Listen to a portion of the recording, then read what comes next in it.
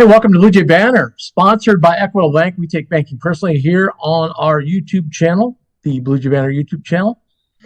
Thanks so much for joining us. We've been off for a couple of weeks, or thanks for finding us. Make sure you hit that subscribe button and also hit the like button to share this with other Jays fans. Really appreciate talking to you. We've got a little more settled situation now that we can talk about rather than just speculation, so that'll be nice. I want to mention our sponsors. We've kind of had an update with our sponsors. So we've got a new deal with West Pacific Dental Group and Dr. Robert Hogan. So that's exciting to have them aboard again, as well as Infusion Brewing. And we're in the negotiations and works to do a live show down Crescent Moon here shortly, probably after the College World Series when things calm down out there. But we're really excited about that and look forward to the partnership with all our great sponsors. If you want to be a sponsor, just email us, bluejaybanner@gmail.com. And, well, I don't even feel like we've just seems like it's been years since we did a show. But Ross having some camera problems, so you're just going to have to hear his great voice today. How you doing, Ross? I'm all good outside of the camera problem. And then Zach breaks his camera, so we're having a great day of cameras. If I go out, we're in big trouble. But we are going to kind of look ahead at the roster, the way it's constructed now. We finally got some finale about that. We'll talk about that in a minute. Then later on, we're going to bring on Graham Dorn, one of the bright media minds in college basketball, a fellow bracketologist, and Graham's going to come on, and he follows the Jays pretty closely, so we're going to talk a little bit about the Jays, but then we're going to dig into NIL, the transfer portal, the state of hoops, and also the new rules. There's some new rules out there. Have you seen these, Ross? New rules in regards to what? Well, there's one. The one that jumped out at me was this has been as long as I can remember watching college basketball. You couldn't have a number higher than 5 on your jersey, and now 0 to 99. See that. Yep, I did see that. I'm sure double zero comes into play. So really, there's like 101 numbers you can have now. Yep. Which I don't know. I don't know why. Maybe I don't know. It's going to be more of a challenge for referees, though. Like they're used to doing, Yeah, but it's really not that big of a thing. They can catch on to that pretty quickly, I think. Yeah, but I mean, they used to do like, one-handed, like 3-5, Yeah. They might even do it with 2 hands. Now they're going to have to use the NBA signals, Right. with 94, whatever it is, Hey, prep them for the NBA. I mean, I could see if you had a 49 and a 94 and, I could see, a scoring official going, whoa, we put the foul on the wrong guy, So, but John Higgins will not have to worry about that.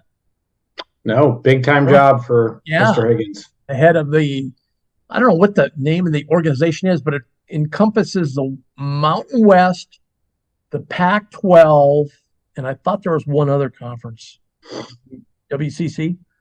But he's in charge of all the officials for those. So he's done officiating, and he's just going to be out, So he'll be like the head scheduler and whatnot? Scheduler, evaluator. So I wonder if you will see him reach into, some guys that he knows that do more Midwest games, Jerry Pollard's, Kip Kissinger's, those guys to come out there, pay him more money, come out there. Now it's more travel, but they get paid travel anyway. What does it matter? Right. But anyway, that'll be interesting. All right. Well, so we finally got some resolution with the basketball roster. It seemed like it took forever, but Trey Alexander decided to come back along with Ryan Kalkbrenner. So we are set. I mean, did any of that shock you, Russ? No, shocked, definitely not. I think I would have understood it kind of either way for Trey. I had heard some conflicting things about how well he had done and pre-draft stuff and combine and whatnot. But I think he made the right decision in the fact of, he's got an opportunity. I mean, these are what kids of his type of caliber of talent hope for, have the opportunity to kind of be the main scorer. Now, he's obviously not the main guy. It's not just Trey and everybody else. I mean, the rest of our team is we've got some guys around him that are pretty darn accomplished too. But I think Trey will really kind of take on that role of wing scorer, go get us a bucket type of guy. And I think that's really intriguing to a kid like him, and probably could really help, if he has a really good season, really help his chance of being drafted pretty highly next year. Yeah, it's going to be curious. One of the things to see is how much point guard he plays this year, because I'm sure that's part of the deal. Like, he wants to play some point. Right off the get-go, I would think he would have to facilitate a little bit better, get the ball moving a little bit better when he's at the point,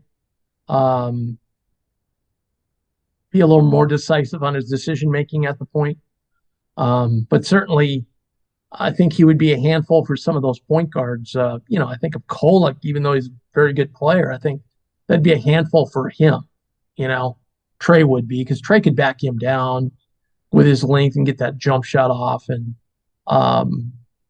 he's just one guy you think about. In the old days, we had Posh Alexander be another guy. Trey would have a tremendous size and bench over.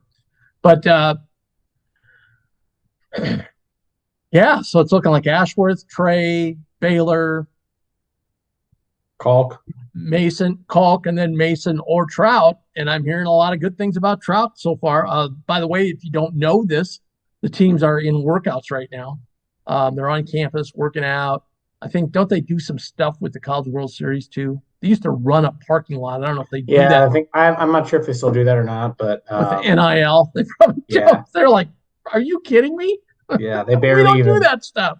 Yeah, they don't even barely even work, I think, camp anymore. But yeah, the roster is intriguing. I think there are still a lot of question marks surrounding the bench.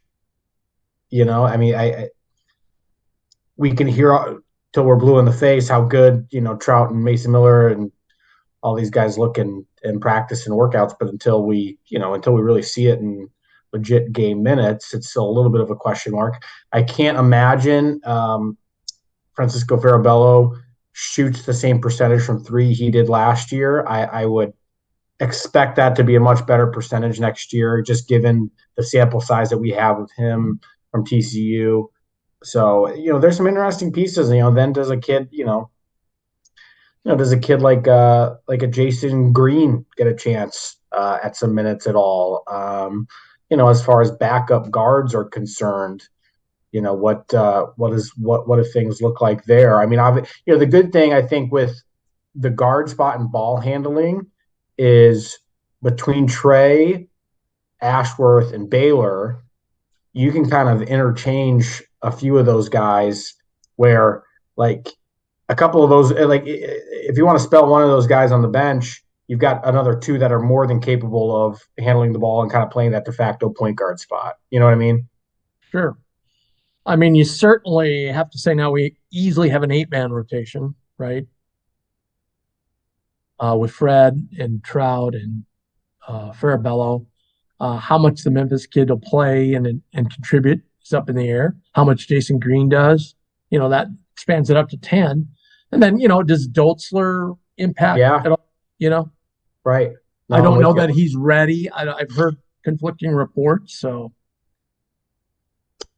Yeah, we'll see. It'll be an interesting year. It'll be fun. I mean, gosh, the hype is there, despite the fact we lost Nemhard and Art. I mean, the hype is absolutely there still. I mean, you look at most major media outlets and places online.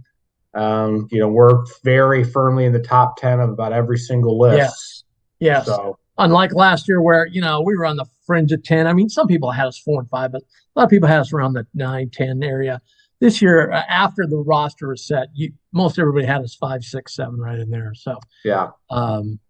Yeah, a kid like Lawson from Memphis, he's going to be really interesting. I mean, I don't know what to expect from a kid like him. You know, is it going to be a little bit more of the same, just from a productivity standpoint of what he had at Memphis, or is he able to contribute a little bit more and maybe extended minutes? I don't know much about his game, to be completely honest. I know that he kind of, he's got the athleticism and he's got some of the length as far as a wing is concerned, but some of the other pieces of his game, I just don't know enough about. Yeah, I like the way this shakes out too. Like we now have plenty of depth at point guard. We have plenty of options at the 2, the 3, right? And then we have plenty of depth at the 4, and obviously, haven't even a talked about two-headed Fred monster King. at the center. You know. Yeah, but haven't even talked about Fred King, who I would expect, plays a pretty pivotal role next year. And I don't know about you, but after just one sample size of his freshman season, I'm very comfortable with him coming in as a backup big. Probably the best backup big we've had in a long, long time. I would agree, because they don't, the famous saying in the hoops world is bigs don't grow on trees. And that's certainly the case for very, very good backups. That's just, they don't. And so you're right. I mean, we've had guys that have been really good in their roles as a backup big. I mean, think of like a Kelvin Jones or somebody that's done a nice job in that sort of role. Maybe I would even argue, Keyshawn Feazell and some of these other guys have done fine in the limited minutes they've gotten. But I think Fred's got a heck of a lot more upside than a lot of those guys. You could argue that Fred at times was more impactful than Kalk was his freshman year. Yeah, you could certainly say that. I mean, especially you look to those 2 games in Vegas that he started, and he got a lot of run when Kalk was coming back. Obviously, he looked really good in those games. It's just I don't know. My love for Fred. He's one of my favorite players on the team. I think he's the sky's the limit for him. So I am going to be interested to see how he's developed into next year. By the way, we should mention, if you haven't heard, Arthur Kaluma is now a Kansas State Wildcat. Good move for him. I mean, it's obviously they clearly have something there from just a coaching perspective. I mean, Jerome Tang, that's a team that was in the absolute cellar of that league before he took over, and he overhauled the roster a little bit. Markieff Noel, the point guard, stayed, but had a great breakout year. But he's clearly, I would be shocked if that team took a step backwards under him. So I don't know. I think Arthur needs to certainly improve a lot of aspects of his game offensively. As most Creighton fans know, he can be a little bit of a ball stopper offensively. He's not the best ball handler in the world. Probably tries to do too much sometime from a one-on-one standpoint. So if they can, if that staff can kind of harness that and he's improved a little bit, I would expect him to be a pretty darn good player there. Here's what I'm curious about. There are more players of his physical size and talent in the Big 12 than there were in the Big East. I would probably agree with that, yeah. A lot more guys that are mobile, long, 6'7", 6'8", that play his position too. Yeah. You got to throw that in there as well. So Villanova, how's he going to react to that? Yeah, Villanova consistently has a lot of guys kind of his build, but other than that, it's a little bit more few and far between. Prosper, obviously. Yeah, there's a couple of other guys you can point to. Andre Jackson at UConn, but I would say up and down the line, he's a different player though. He wasn't offensively. Yeah, there's probably more of those types of guys in the Big 12. I would imagine. I just think of Oklahoma State. They seem to always have a bunch of those guys. Some of the other teams in Texas Tech, another school, Baylor. There's a bunch of teams that have those guys. So that'll be a challenge for her. But it'll be a good measuring stick, and I think to get. I just don't expect. I don't think Art's going to go down there and be a dud. I still think there is. I think a lot of Creighton fans soured on Art throughout the year, right or wrong. I still think I'm still high enough on Art. I think there's enough there with his makeup and he does play very hard. He's a guy. He's a tenacious rebounder. He's a competitor. I would be shocked if he didn't do some good things down there. I really would. Well, there's something to be said that we didn't ever talk about last year. I don't remember talking about once. There's only one basketball, and we had a lot of guys that needed the basketball a significant amount of time last year. Nemhard, Art, Trey, and Baylor had a big role. Yep. So, that in and of itself was a tough dilemma for those guys to figure out. Totally. And I think those other guys, Ryan, Trey, and Baylor are more comfortable as ball handlers and as facilitators than Art is and ever has been. So it was probably a little bit of an easier adjustment for them, despite the fact they're maybe not getting as many shots as they want or are used to. They can play within the flow of the offense maybe a little bit better. Their instincts in that regard are probably a little bit better than Art. So I would say of those four guys, to your point, Art probably struggled the most of those four trying to get used to that. So I got an old school J shirt on today. Nice. Yeah. I tend to not throw things away. That's an old school one. I want to tell you though, because the other day I had on my 1987 Minnesota Twins World Series championship shirt. My wife goes, "How long have you had that?" I go, "Well, it's going on 35 years now." She goes, "It looks like it." Tim, speaking of the Twins, I didn't tell you this. I will be in attendance at Target Field on Thursday night. Twins Tigers. Nice. Let me think here, Ross. So we had Louis yesterday, so he would probably be Friday. So you could you're gonna see Mr. Ryan, Joe Ryan. Oh man, he's a stud. I don't even know who that is, but he's a young guy, a lot of fun to watch pitch. He really knows how to pitch. Okay. Yeah. Well, it should be good. I've been to Target Field once. It's a great field, so looking forward to being back. TV, would you agree with me on this? Because I did not go for many years. I've just gone recently, maybe 2-3 times. TV does not do that field justice. Oh, it's a great field. It's a great park. I mean, when you get I saw it on TV and I'm like, yeah, it's kind of quirky and I don't know. And then you get there and it's much more intimate than you see on TV. It's really cool. It's really easy to get around the stadium and the way where the stadium sits. It's a really neat place. Herbeck's? Did you go to Herbeck's? Have a cocktail?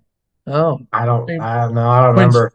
Twins famous first baseman Ken Herbeck. Right when you walk to the first base side, there's a great big huge bar. Herbeck's. Okay. Well, have a great time, Ross. I'm very excited for you. Yeah, it'll be good. I'll be watching. I get all the games, so I'll be watching. Perfect. As we said, we're gonna have Graham Dorn here in a minute. What was the other thing I wanted to talk about? So we're playing Vegas. Yes.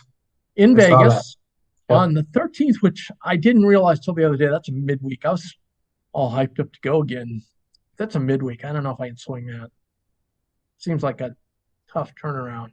Yeah, a lot of Vegas time for the Jays lately. Yeah. Now, interesting enough, this is going to be played over in Henderson, which is way on the outskirts of town in some new arena over there. So it's not even going to be and I'm wondering how. So Thomas and Max got a whole 18,000. And now I'm not saying they sell out every game because they don't anymore. They used to, obviously, but you got to think they draw 6,000-8,000 a game. I mean, how big is this arena? I mean, is there even going to be room for Jays fans? It'd be like if Creighton played, over at the MAC in Council Bluffs. Well, you know what I mean? I think the thing that's probably helping is it's a Wednesday game. I don't know how many scores of Creighton fans are going to be out there for a Wednesday game, but that's true. But the other hand is too, it's probably out in a Henderson area where fans maybe on a regular basis don't get downtown to go to Thomas and Mack. You know what I mean? So maybe fans out there get one chance to see them. They got an awful lot of they've got an awful lot of arenas in the Vegas area anymore. They sure do. Well, they fill them, Yeah. God, wait till they put the ballpark. They turn down. Right. They turn down. They turn out. It's going to be right on the corner of Tropicana. I know that. where they're putting the ball field. But now apparently Yeah. that's ran into a snag. Okay. Have you been to a hockey game or a football game there? I have not. I was hearing some guy on the radio the other day and said it's just amazing to go to like a hockey game there because you go like when we were over at the Luxor and Mandalay Bay and so forth, they're kind of connected. There were signs all over, stadium this way, football stadium that way. You can walk right all the way through casinos and so forth to get there. And they go, it's just kind of cool. Like people just kind of tailgating indoors along the way. It's Right. Vegas, it's kind of cool. Want to mention our sponsors, Equitable Bank. We take banking personally. They've been around forever since 1882. Two great locations, just north of the Charles Schwab building in Old Mill area, and then out on 20th in Elkhorn. Check them out for all your banking needs, including home loans. If you're unhappy with the bank you got now, go there. They do answer the phone on the first ring, and their service is unbelievable. And then if you're looking for a dentist, West Pacific Dental Group, Dr. Robert Hogan, fantastic service, great staff. They take care of you in all your dental needs, and they discuss it thoroughly with you. He's my dentist, and I couldn't be happier. And then also Infusion Brewery. Go down to their tasting room over there in Papillion. There are several different breweries that have tasting rooms over there. So check that out. And then also, as we mentioned earlier, down at the Crescent Moon, they've got a wide range of their products there at Crescent Moon. It's a great place to go eat fabulous food and just a unique bar just off downtown, and check it out there. So let's transition here, welcoming Graham Dorn, our basketball expert, nationally and locally. How you doing, Graham? I'm doing well, Tim. How are you? Very, very good. Hey, before we get into all the national and the state of the game type stuff, I know you follow the Jays a little bit. How do you view them now with their constructed roster, and where do you kind of see them fall in, say, a top 10, 12 ranking? I think you're right on target of what I'm thinking. I think they're going to be somewhere in that 10 to 12 range. I think once the NCAA tournament comes around, I think the Big East is going to work out pretty similarly to what it did this past season, where you had Marquette establishing themselves as a 2 seed, then Xavier falling in behind as the 3 seed, and then you had that 4 line with UConn. I think you're going to see pretty much the same thing. I think you're going to see Marquette, UConn, and instead of this time having the 4 seed Xavier being a part of that group, I think you're going to have Creighton be a part of that group. And so I would say anywhere in that 2 to 4 range. I know the season hasn't even tipped off. Last year we were talking about UNC potentially being a national champion, and then they don't even make the NCAA tournament. But I feel really confident about this group that Creighton's put together. The portal giveth and the portal taketh away. I think Kaluma is going to be the hardest piece to try to fill. But the rest of it, when you've got Kalkbrenner, you got Trey Alexander, we have obviously know what Baylor Shireman can do. I think the key will be, can Stephen Ashworth come in and lead the team? And I think he can. So Kaluma seems to be the piece that potentially takes this from a team that's a 2 to 4 seed, which could have potentially been a number 1 seed had they kept Kaluma. But I think you're looking at a team that isn't just a strong contender for a Final Four. I think they could be good enough to win it if they get there. Yeah, it's an interesting take, a national take, because if you ask Creighton fans, they'd probably say Kaluma might not. Some fans would say Kaluma's not that hard to replace.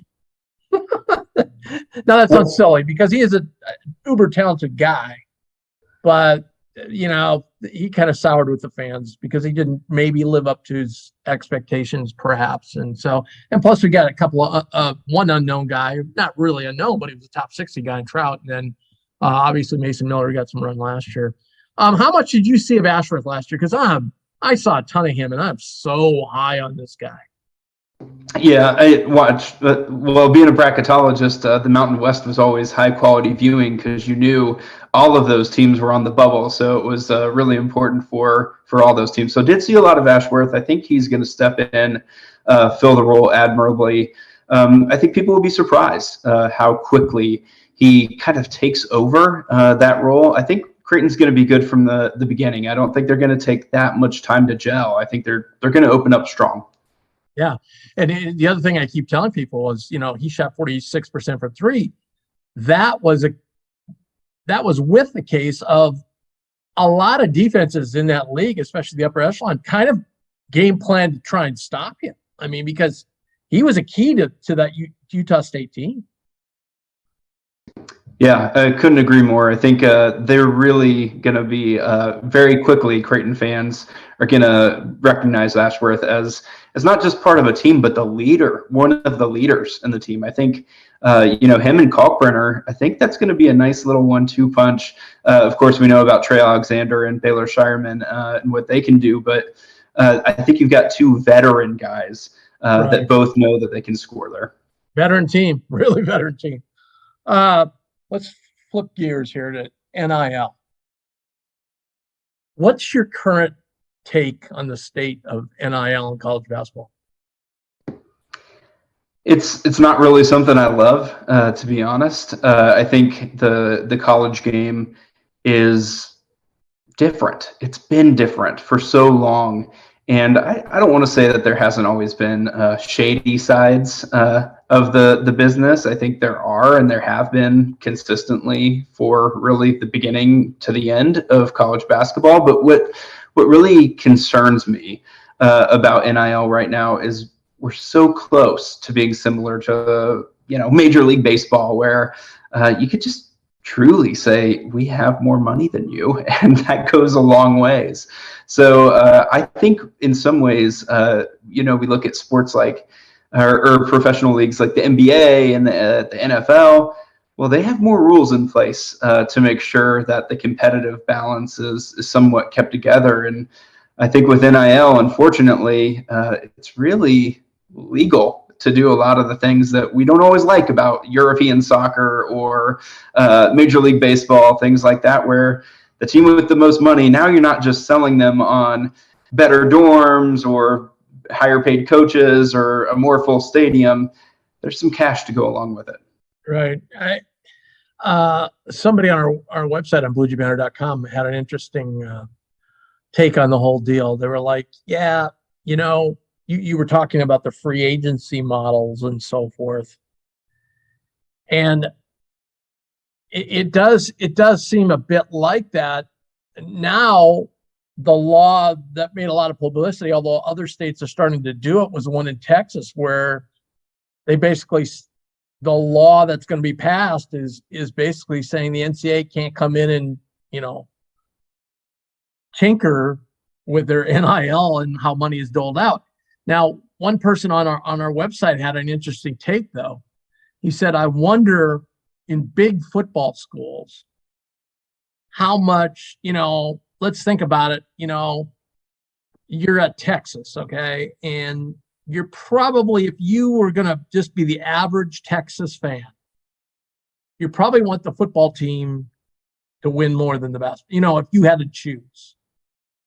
And does it hurt those teams that more money goes to football? Now, Texas is probably a bad example because they got more money than God. But when you think about it, Alabama, you could think about then on the converse, you've got teams like Kentucky, Kansas, Indiana that have never had really good football programs. Obviously, there the fans want to lean toward basketball. And some fans said, hey, maybe that's an advantage to the Big East where it's the basketball-only conference. I definitely get where that take is coming from. But I think the bigger thing that we're about to see, because we haven't really seen it kick into gear yet, is once these TV contracts for the SEC and the Big Ten get so enormous, a lot of these big money donors that were going to be spending their money on trying to upgrade the football facilities or the basketball facilities will say, why? We already got so much money coming in from the TV contract. I'm going to put all my money towards NIL. Whereas with a lot of these other programs, they're going to say, well, the school needs money for our facilities. I've got to help out for that. I think that is where the SEC and the Big Ten are going to see the biggest advantage in the upcoming years, is their TV contracts are going to make a lot of the people that would otherwise donate money to the school just put it towards NIL.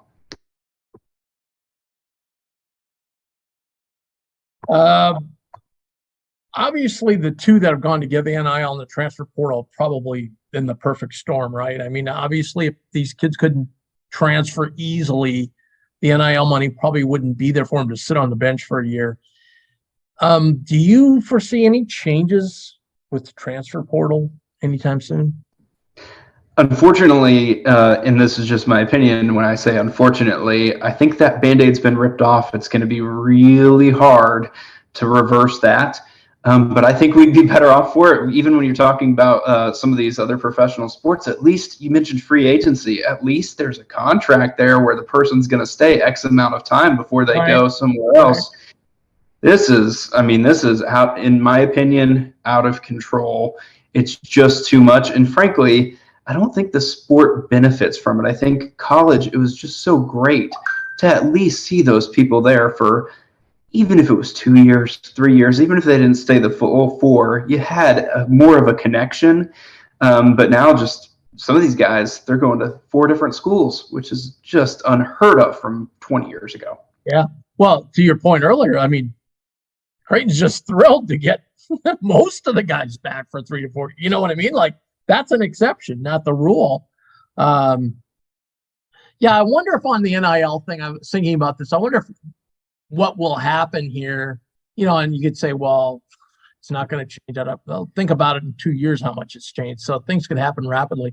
I wonder if some of these NILs and so forth are going to say, look, we're going to give you 20% of the money this year. We're going to give you another 20% at the end of this year. And then the 60% comes at the end of next year. I wonder how much that will happen. I think we're probably already seeing some of that. And it just comes down to whether these guys think they're going to be able to go somewhere else for even more, potentially, if they were to leave, or the NBA, right? But I think that's probably already in the books. I haven't seen any of these contracts, but just some of the descriptions from some of the players who've talked about some of these deals, it does sound like some of them are multi-year, or at least that's factored into the process of how they were put together. That'd make a lot of sense. Well, Ross and I were talking about this earlier. I mean, the salary some of these guys that reported today was Hunter Dickinson. Somebody threw out the number of $5 million, $6 million. See, I don't buy a lot of the numbers that are being thrown around. I think what we've seen too is a lot of schools are getting caught up talking about numbers specifically to recruits, and then they can't meet them. And that's where kind of the Wild West. I mean, this isn't professional sports. I mean, they're not signing a contract stating this is exactly how much I'm going to get. So it's chaos. We've talked ad nauseum about how chaotic it is. Yeah, and I think just even at a local Creighton level, I think the fans and most of the fans I've talked to, I think they think these players are getting more than they are. They're still getting a nice money, don't get me wrong. But I know I talked to Texas Tech guys in Hawaii who said they tried to get Baylor and he wanted $600K plus. And I think, you know, you start hearing these numbers and you're like, well, he didn't come for Creighton for that. So obviously he wasn't, you know, and I think a lot of it, you know, Hunter Dickinson probably would be he's probably the top transfer guy that could help a team right now. You know what I mean? Like probably, I'm not saying he's the best player, but certainly up there as far as transfer, can plug him in quickly, brings a lot of different skills to the table. So he probably is worth more, but yeah, it's crazy. Ross and I earlier talked about the new rules, Graham. The one that stuck out to me is 0 through 99 now. Kids can wear any number they want. Yeah, I think that one's going to be interesting to see what kind of numbers people come up with and which ones their parents approve of. potentially a different factor. But I think the one that really kind of stands out to me as far as being the most impactful on the game is the new block charge stipulation on needing to be planted beforehand, which really to me is the way it should have always been. I think it's minor change that hopefully referees will start calling the way that I'd like to see them call, which is more blocking fouls. It's just better for the sport. If that's the case, I think it's a win for college basketball. Just make the sport prettier, frankly. Yeah, to that I would say, weren't they supposed to call it that way all along? That's kind of what I've been wondering about too. To me, it seems like one of those changes where the guy was really always supposed to be set. So I don't know why they weren't calling it that way, but at least some clarification could go a long ways into making sure these referees have a reason to want to get selected for the NCAA tournament by calling more blocking fouls than charges on those sorts of I do hope they have a little bit of leeway, because sometimes, even though the guy isn't totally set, it's an offensive foul. You know what I mean? With the shoulder and different things. And I hope they don't flip so much the other way.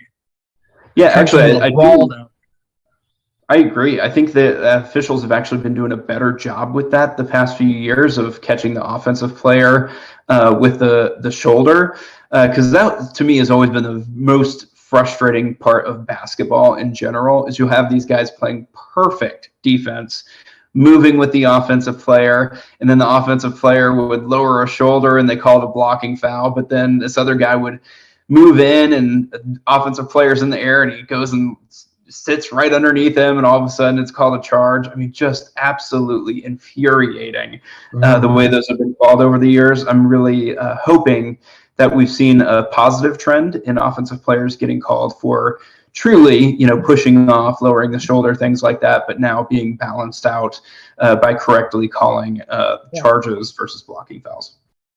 Yeah, and I think it's not only basketball. Like, you watch Major League Baseball, and you watch guys that get called up from AAA and they go to the plate for the first time, and they have the electronic strike zone, so it's the same every place they go, and they step up the first time plate and they're like, "What the hell? That's a ball?" It's like it's crazy. I mean, so it's hard to get good officials. It is. It's a tough job. Anything else stick out at you in the off season? Well, you did mention Hunter Dickinson. I think the race for the preseason number one is kind of interesting. I think you've got now Kansas enters that discussion. Duke is going to be really good this year. I'm not sold on Purdue. They pretty much return a number one seed caliber roster, but I'm just not sold on them the same way I wasn't sold on them last year, really, at any point of the season. It will be really interesting to me whether UConn is as good as I think they can be. They could be good enough to potentially run it back. I was going to bring that up. Why are you so high in UConn? I think UConn is one of those teams who has talent, but more than anything, Danny Hurley's proven that he can coach. I mean, they lost their three best players, arguably. Now, you can argue Jackson's not their best, but certainly Sunogo and Hawkins. Something UConn did last year. They started off really hot, but then they, obviously slowed down. But when it came towards the end of the season, they were playing better than any team had played all year long. And I think that's in part due to Danny Hurley's coaching. He got them absolutely playing their best that they could at the end of the year. And there's something to be said for that. It wasn't just turning it on at the tournament. They had shown that they really had the ability to get to that level. But man, the way they played the tournament was really exceptional. I just have faith that I think UConn is for real. This isn't the Kevin Ollie version. I don't think this is a national championship and kind of reset. I think Danny Hurley has built in a mindset in that program that I think is going to stay here.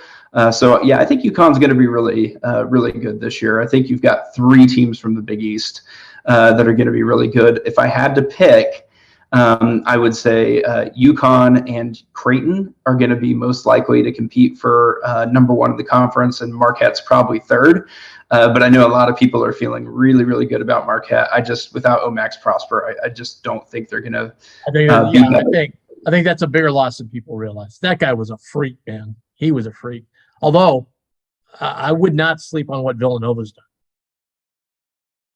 Well, Villanova they were a good basketball team. They've had a great offseason. Yeah. Great offseason, and I think they had so many injuries that people just were not picking up on how good they were getting by the end of the year. Villanova, in my opinion, was a clear top 25 team at the end of the season, and I expect they're going to be even better this year. How many years does Moore get to play, Ross? I mean, seriously. How many? Justin Moore? Yeah. God, he's been there for like 10 years. Yeah. I'm so confused on all of it anymore, considering the COVID year. There's still guys playing that I can't believe are still in college, but I don't know. I would imagine this has got to be his last year, but who knows? Yeah. Graham, thanks so much for joining us. Really appreciate it. On short notice, he steps up to the plate and hits it out of the park. Way to go. By the way, I'm going to mention this. We should have something really exciting coming for college basketball fans this fall, right? I'm excited about it, so I hope that the rest of the college basketball community is excited about it as well. Yeah, we don't have all the nuts and bolts put together yet, but it's getting there. And if you like bracketology, you're going to love this. So at any rate, thanks, Graham. Talk to you later. Thank you both. All right. Graham Dorn joining us.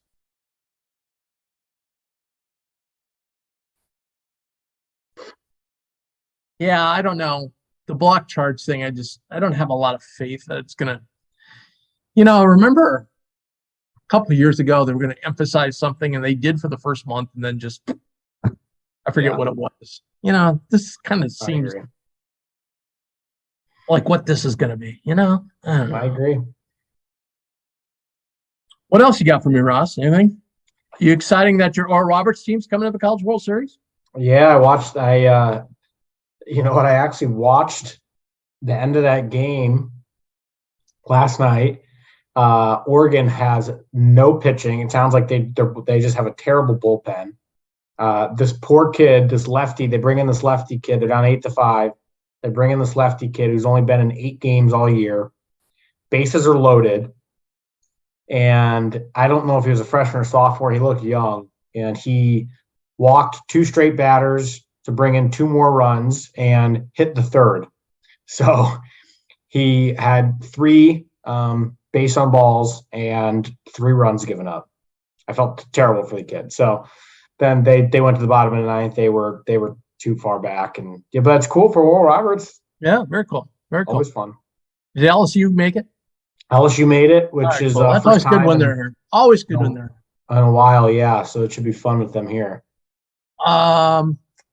Before I make you pick, have you seen this golf course, LA Country Club? Nobody's really seen it before. That's what's kind of intriguing about this US Open. I watched a video kind of detailing all the holes and did you really? Okay, I gotta check that. Yeah, it looks really interesting. It looks very slopey. I saw that one of the kind of the head architects basically was like, the guys that don't do their homework on this place are going to really struggle because you can think you hit a great tee shot and just by the slope of the fairway, you can end up in some serious trouble. So people think it's in the middle of LA and they don't realize how much slope is on this golf course.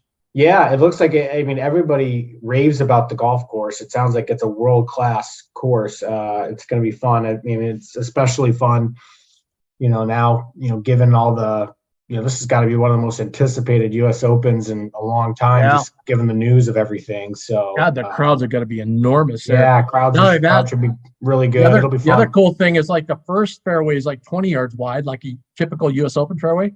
The last fairway is 52 yards wide. Well, how about this? It shares a fairway with another hole. They have two par threes. One of them, which is literally playing like 280. And the other ones, which is playing like 100. Yeah, they said they can have it as short as 78 yards if they wanted. Well, that's just insane. So that's great. So who do you think is going to win? I think a live guy's going to win again. I think the favorite is Scheffler. That's actually funny. I've got it up literally on FanDuel right now.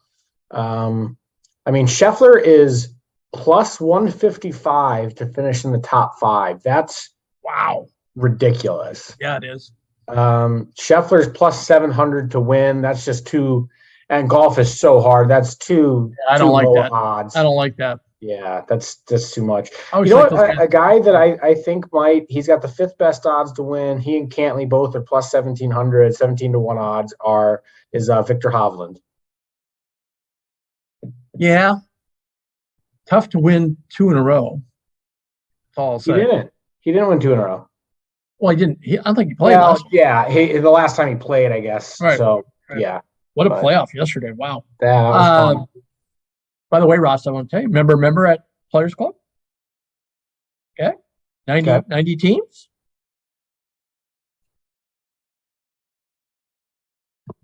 Number 3, buddy. Wow. It's pretty good. The most improbable number 3 of all time. We had put our clubs away. We're having lunch. Guy comes up and goes, I think you guys are in a chip off. Like, what? How can we possibly? The 2 teams are ahead of us, just choked it away just like we did. Our flight was by 4 shots the worst flight in the whole field. Wow. So we just lucked out. We won the chip off. We get to the first hole. We tie with 2 other teams again. I go up there. Okay. My partner goes, go ahead, Tim. I go up. I chip it in. Wow. So we move along, and we are playing terrible, Ross. Like, horrible golf. Like, I went double bogey in the playoff. Like, yeah. We're just playing terrible. My partner, we're going to the second hole after one of the chip outs. He goes, look, we're playing so rotten. We just got to, after these tee shots, pick the 2 guys that are worst and try and beat them and move on. I mean, that's basically what we did. God, if I'd have made a 6-footer, we'd have had another chip off to move to the final hole. Wow. But it was all gravy. It was just such an improbable, just unbelievable. I'm happy for you, Tim.